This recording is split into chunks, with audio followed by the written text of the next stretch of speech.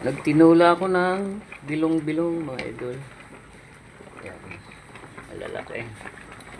Sariwa pa kaya naisipan kong sabawin.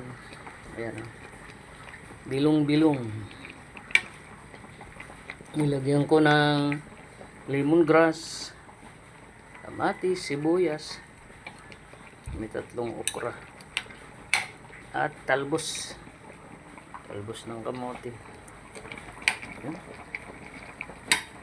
Pinaasiman ko po ito ng kalamansi. Kalamansi ang bagay dito.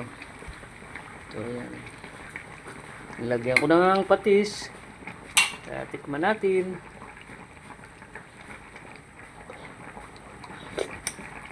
Wow. Perfect.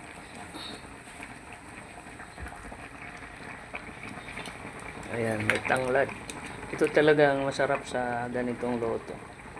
At tinola. Basta mga tinola. Thank you for watching.